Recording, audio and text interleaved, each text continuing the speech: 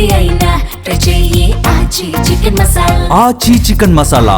ఒక విషయం గురించి గవర్నమెంట్ దృష్టికి తీసుకెళ్తూ పదే పదే ఆ విషయం గురించి చర్చిస్తూ యాక్షన్ తీసుకోండి అనేసి నేను చెప్తుంటే యాక్షన్ తీసుకోకపోగా నువ్వు ఏం చేసుకుంటావో చేసుకో, నువ్వు ఏం చేయగలవో మేము చూస్తాము అని వెట్టకారంగా వ్యంగ్యంగా బిహేవ్ చేస్తుంటే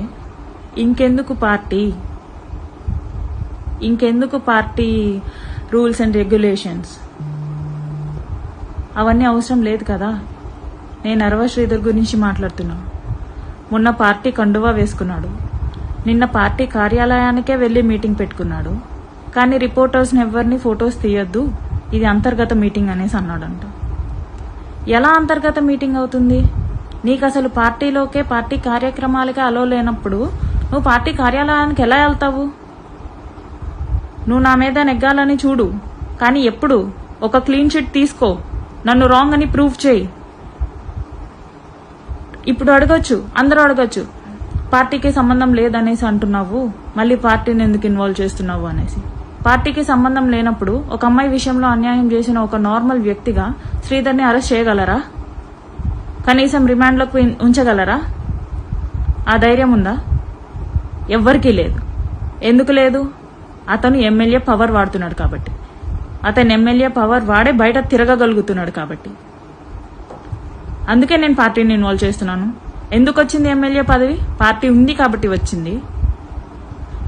పవన్ కళ్యాణ్ గారు ఒక కమిటీ వేసినప్పుడు ఆ కమిటీ నీకు ఎటువంటి రిపోర్ట్ లేకపోతే, ఇవ్వకపోతే నువ్వు ఎలా బయట తిరుగుతావు? కమిటీ ఒక రిపోర్ట్ ఇవ్వాలి కదా. నువ్వు మంచోడు అనేసే ఈ రిపోర్ట్ ఇవ్వమని చెప్పు, ప్రూఫ్స్తో. నువ్వు మంచోడు అనేసే రిపోర్ట్ ఇవ్వమని చెప్పు, వీణ రాంగ్ అని చెప్పేసి ప్రూఫ్స్తో రిపోర్ట్ ఇవ్వమని చెప్పు. అప్పుడు నువ్వు తిరుగు పార్టీ కార్యక్రమాలకి. ఇదంతా వదిలేసి ఫొటోస్ అప్లోడ్ చేయొద్దంట, కానీ నువ్వు మాత్రం పార్టీ కార్యాలయానికి వెళ్ళిపోతావంట. ఇది అంతా పవన్ కళ్యాణ్ గారికి తెలిసి జరుగుతుందా, తెలియకుండా జరుగుతుందా? పవన్ కళ్యాణ్ గారు ఒక నివేదిక అయితే ప్రకటించారు కదా. Then prove me wrong. Veena wrong, Veena చెడ్డది, వీణ ట్రాప్ చేసింది, ఇది అనేసి రిపోర్ట్ ఏదో ఒకటి ఇవ్వాలి కదా. 2 months మీకేమన్నా ఆటలుగా ఉందా? ఒక అమ్మాయి జీవితం అంటే. ఒక అమ్మాయి బయటకు వచ్చి నేను మైలు పడిపోయాను, నా కుటుంబం నాశనం అయిపోయింది ఒక ఎమ్మెల్యే వల్ల, న్యాయం చేయండి అని చెప్పేసి బహిరంగంగా మాట్లాడుతుంటే కనీసం విచారణ లేదు, నా నుంచి విచారణ లేదు. అక్కడ శ్రీధర్ని విచారణ చేశారంట. విచారణ చేసి ఏం లాభం? విజయవాడ నుంచి వచ్చి ఏం లాభం? కమిటీ రిపోర్ట్ ఇవ్వకుండా అతన్ని బయట కార్యక్రమాల్లోకి ఇన్వాల్వ్ చేయాలి అనుకుంటే మీరు సమాజానికి గాని ప్రజలకు గాని ఏం తెలియజేస్తున్నట్టు? అంటే ఇలా ఎవరి విషయంలో అయినా సరే, అమ్మాయిల విషయంలో అయినా సరే, ఆడవాళ్ళ విషయంలో అయినా సరే, ఇలా చేసే ఒక ప్రజాప్రతినిధిని గాని ఎవరినైనా గాని మీరు సపోర్ట్ చేస్తున్నట్ట? మెల్లిగా ప్రజలకు అలవాటు చేస్తున్నట్ట? రేపు మీ కుటుంబాల్లో కూడా ఇలా జరిగితే ఏం చేస్తారు? మా పార్టీ అని చెప్పేసి ముడుచుకొని కూర్చుంటారా? నాకు తెలిసి ఇదంతా పవన్ కళ్యాణ్ గారికి తెలిసి జరుగుతుందో తెలియక జరుగుతుందో నాకు తెలీదు, కానీ I still believe in Pawan Kalyan garu. ఒక పార్టీ నివేదిక ఇవ్వకుండా ఎమ్మెల్యే అరవ శ్రీధర్ని పార్టీ ఆఫీస్లోకి అలో చేస్తున్నారు, పార్టీ కండువా వేసుకోవడానికి అలో చేస్తున్నారు. వాడు పబ్లిక్ గా సోషల్ మీడియాలో పోస్టులు చేస్తున్నాడు, ప్రజల్లోకి వస్తున్నాడు అంటే దీన్ని మీరు ఏం మెసేజ్ ఇద్దామని చెప్పేసి స్టేట్ కి? ఇటువంటి వాళ్ళు అమ్మాయిలకు అన్యాయం చేసినా సరే, అమ్మాయిల్ని రేప్ చేసినా సరే, అమ్మాయిల్ని మోసం చేసినా సరే మీరు వదిలేస్తారు, అంతే కదా? You exactly mean. నేనే అడుగుతున్నాను, నన్ను రాంగ్ అని ప్రూవ్ చేసో, శ్రీధర్ని రైట్ అని ప్రూవ్ చేసో ఒక రిపోర్ట్ ఇచ్చి విత్ ప్రూఫ్స్ ఒక రిపోర్ట్ ఇచ్చి పార్టీ కార్యక్రమాల్లో అలో చేయండి. ఇదంతా మానేసి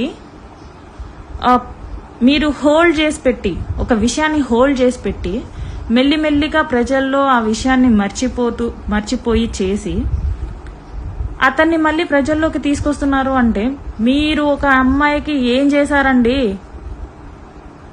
మీరు ఒక అమ్మాయికి అందరూ కలిసి కంకణం కట్టుకొని ఒక అమ్మాయికి సక్సెస్ఫుల్ గా అన్యాయం చేశారు. కాదు మా పార్టీ ఇలా కాదు, మా పార్టీకి నియమ నిబంధనలు ఉన్నాయి అంటే ప్రూవ్ ఇట్. మా పార్టీలో సామాన్యుడైనా ఒకడే, ప్రజాప్రతినిధి అయినా ఒకడే, మినిస్టర్ అయినా ఒకడే అని మీరు చెప్తారు కదా సార్. అమ్మాయిలకు అన్యాయం చేసేది పవన్ కళ్యాణ్ అయినా సరే వదిలేది లేదు అనేసి మీరే కదా సార్ చెప్తారు. నేను ఇప్పుడు అన్యాయం జరిగింది అని చెప్పేసి నేను బయటకు వస్తున్నాను సార్. నా కుటుంబం నాశనం అయిపోయింది, నేను మైలు పడిపోయానని చెప్పేసి గత 3 నెలలుగా నేను చెప్తూనే ఉన్నాను సార్.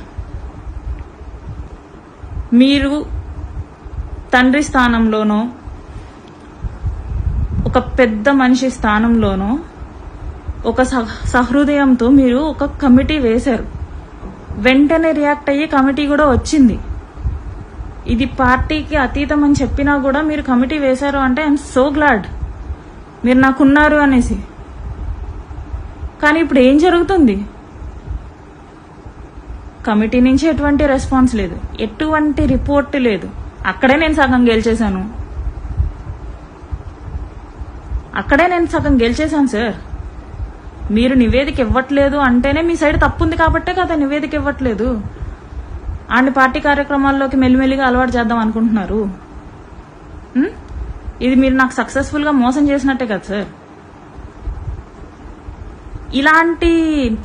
ఇలాంటి ఒక బిహేవియర్తో, ఇలాంటి ఒక పనులతో ఎలా సార్ ఎంకరేజ్ చేస్తారు ఎమ్మెల్యేస్ని? నువ్వు ఎలా అయినా ఉండరా, నేను చూసుకుంటాను అని అన్నట్టే కదా సార్. దీన్ని నేను చాలా ఖండిస్తున్నాను. ఇది ఇలాగే ఉంటుంది అంటే మీరేదో చేస్తారు అనేసి నేను బయటకు వచ్చినందుకు ఇది ఇలాగే ఉంటుంది, మేము మా వాళ్ళకే సపోర్ట్ చేసుకుంటాం అంటే నేను కూడా మీ డిపార్ట్మెంటే, నాకు మీ సపోర్ట్ కోరుకుంటున్నాను. మీరు న్యాయాన్యాయాలు పరిశీలించి ఎవరు మోసం చేశారో, ఎవరు తప్పు చేశారో మీరు పరిశీలించి అప్పుడు శిక్ష వేయండి.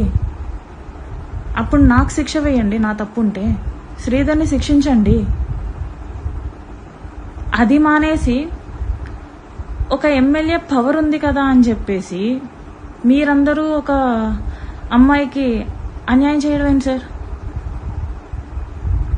చాలా తప్పు సార్. ఇది ఇలాగే ఉంటుంది అంటే నాకు ఆత్మహత్య తప్ప వేరే దారి లేదు. అది కూడా నేను మీ పార్టీ ముందే, జనసేన పార్టీ విజయవాడలో వచ్చి మీ పార్టీ కార్యాలయం ముందే నేను పెట్రోల్ పోసుకొని తగలబెట్టేసుకుంటాను. ఇంత బహిరంగంగా ఏ ఆడదైనా సరే బయటకు వచ్చి నాకు నష్టం జరిగింది అనేసి చెప్పేది ఎందుకో తెలుసా? పాపులర్ అవుదామని కాదు, ఇలాంటి విషయాల్లో కాదు పాపులర్ అయ్యేది. ఏదైనా సాధిస్తే పాపులర్ అయితే దానికి ఫేమ్ ఉంటుంది. మీరేదో చేస్తారని చెప్పేసి సార్ నేను బయటకు వచ్చాను. పాపులర్ అవుదామని కాదు, శ్రీధర్ని పాపులర్ చేద్దామని కాదు, శ్రీధర్ని నష్టపరుద్దామని కూడా కాదు. ఇలా ఉంది, ఇలా జరుగుతుంది. నా ప్రయత్నాలన్నీ తర్వాత నేను ఇలా బయటికి రావడం జరిగింది. అది కూడా ఎవరి వల్ల? మీ మీద నమ్మకం వల్ల. మీరు నాకు న్యాయం చేస్తారని చెప్పేసి చిన్నప్పటి నుంచి చూస్తున్నాం మిమ్మల్ని. మీలో ఎంత కోపం ఉంటుందో, మీలో ఎంత కసి ఉంటుందో మీ ఫ్యాన్స్గా మాకు అంతే ఉంటుంది. అమ్మ నాన్న తమ్ముడు లాగా Pawan Kalyan also one of the family. మేము అలా అనుకునే వాళ్ళం సార్. మీరున్నారనేసే నేను బయటికి రావడం జరిగింది. లేదు, మీరందరూ కంకణం కట్టుకొని నాకు అన్యాయం చేయాలి అనుకుంటే నేను మీ పార్టీ కార్యాలయానికే వచ్చి నేను ఆత్మహత్య చేసుకుంటాను సార్. ఇంకింతకంటే నాకు వేరే గత్యంతరం లేదు. చచ్చిన తర్వాత అయినా సరే వీణ గురించి ఆలోచిద్దామనేసి మీకేమన్నా అనిపిస్తుందేమో.